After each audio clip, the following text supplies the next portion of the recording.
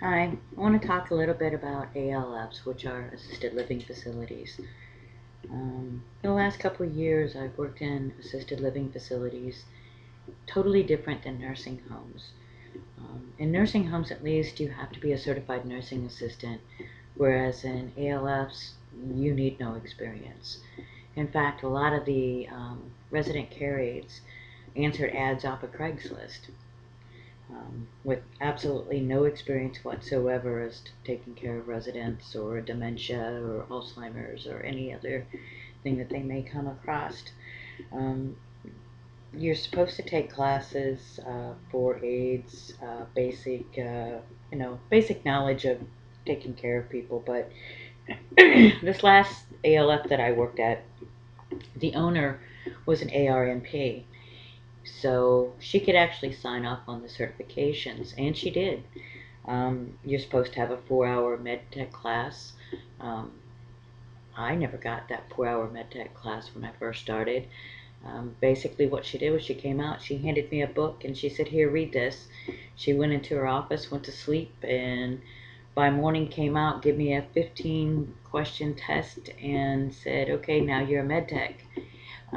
There was no 4 hours to anything, no training, no anything, out on the floor passing meds. And that's the way the majority of the workers, if they didn't already come in with a med tech certificate, that's how they were trained.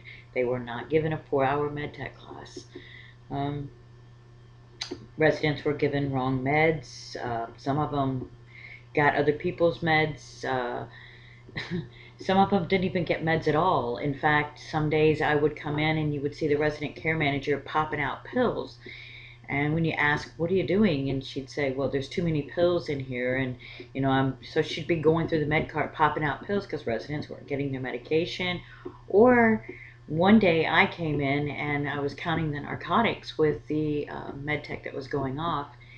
And I found one resident had one too many narcs and the other one didn't have enough. And I said, there's a med error here.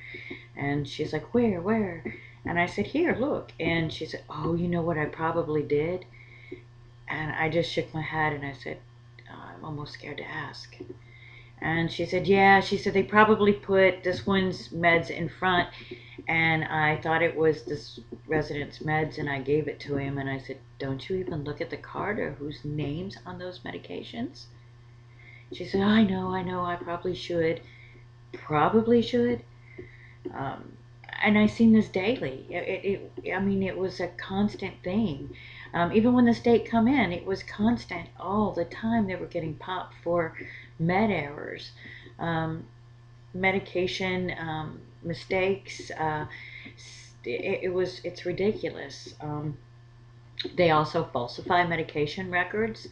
If the med techs forget to sign off on the meds, and there's like big blank spots, they actually end up calling the pharmacy asking for new mores to go into the books, and then the med techs are told to go through and just initial on the days that they were supposed to work.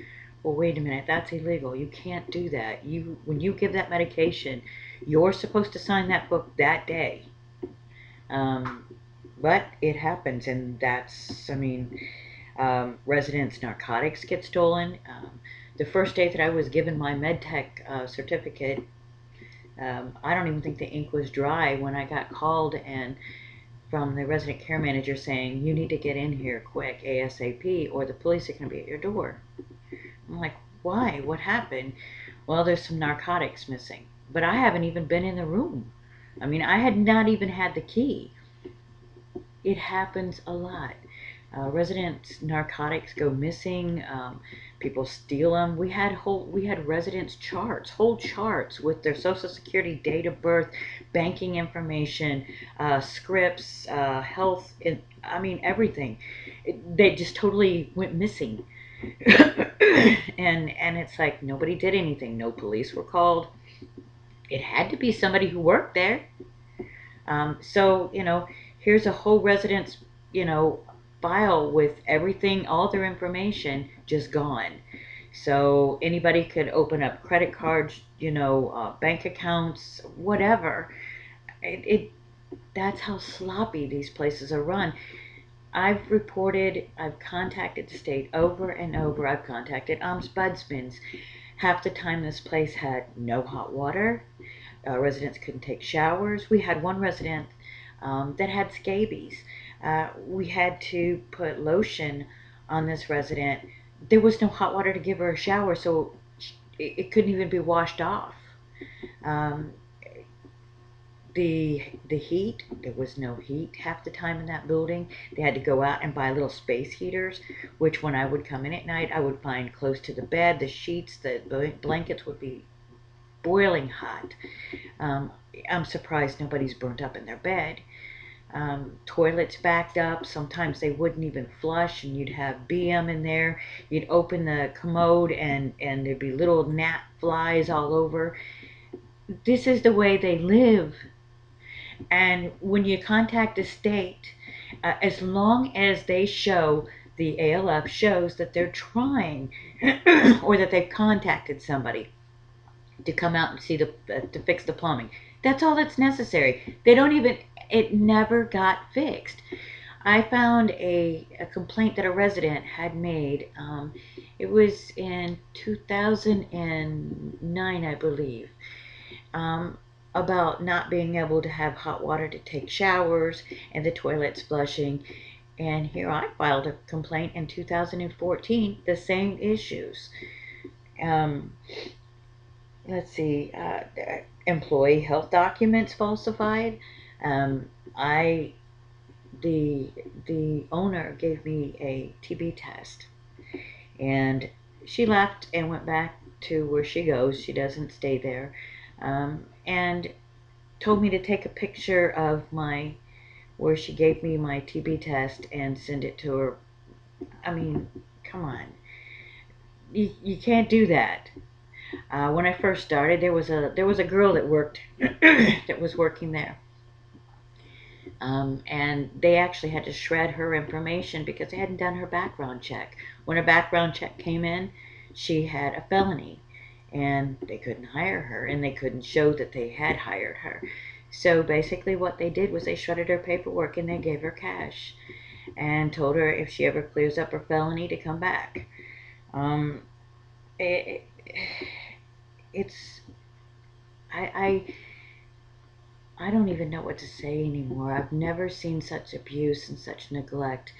Um, there'd be times I'd come in on my 11 to 7 shift, and I'd be told that a certain resident had been in bed all day because they got tired of her mouth, and they gave her PRN. Or, gave another lady an extra dose of Seroquel to shut her up and to make her sit down and not run around down the halls. Um, it happens more than you would ever know. And I mean, I've taken pictures, I've sent them to the state. The state asked me for them, so I sent them to them. I sent them pictures of dirty water fountains. I've sent them pictures of residents' feet. There's one resident that all she did was eat and eat and eat and eat, and she was getting bigger and bigger and bigger, and never comes out of her room. And it was like her feet started swelling. She couldn't hardly walk. And I would, document, document, document, and nothing would ever get done. And I told that to the state. I sent them pictures. After I sent them all the pictures, they turned around and told me, sorry, we can't use those pictures. We have to see this stuff for ourselves. It's like when you report this stuff and it takes a month for ACA to get out there, for a state inspector to get out there.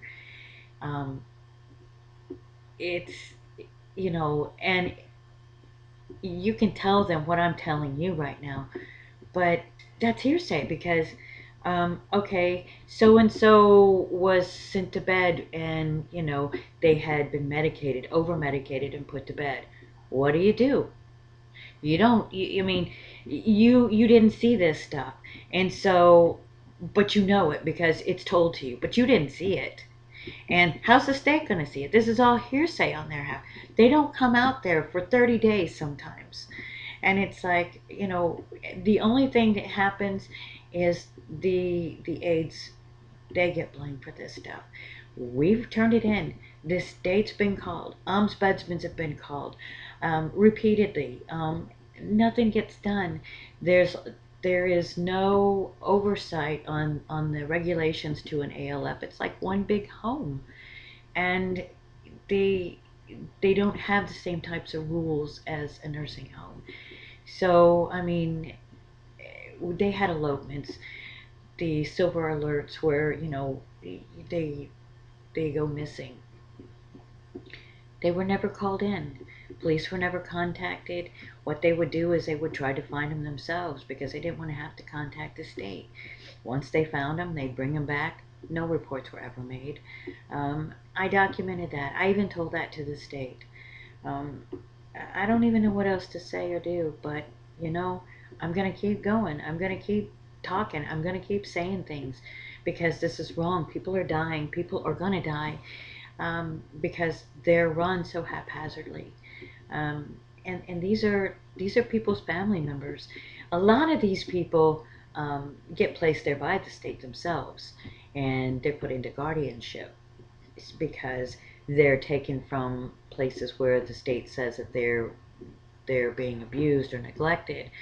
But I have to ask, when they're placed in places like this, who who is it that we contact when the very place itself is abusing and neglecting the residents? I mean, if they're taking them from their homes because they're abused and neglected, um, the state places them here. So I guess, is the state going to find fault with themselves? You know they're not. You know they're not. Um, the ones that have guardians, to me, to place their residents in places like this, I think they should be up on charges of abuse. Because they know. They come, they see. I watched one time a doctor walk in and ask the resident care manager, so what is it I need to know about the residents? The care manager said, well, you need to up this one's Seroquel because I'm tired of listening to her damn mouth. And I mean, I was just like flabbergasted. And guess what? When the doctor left, that's what went into the files. Prescriptions for this one's Seroquel to be up, or this one's Risperidone, and it's nothing more than chemical restraints. The doctor asked the resident care manager, who at the time wasn't even a high school, hadn't even had a high school diploma, okay, was not a CNA, was just regular before she was ever a resident care manager, was just a resident aide on the floor. She never went through any special training. She'd had this position for a year, never had any special training, didn't even have her high school diploma, and yet she was in charge of resident care. Come on, please. Somebody needs to step up to the plate. Somebody. Thanks for listening. I'm sure there'll be more.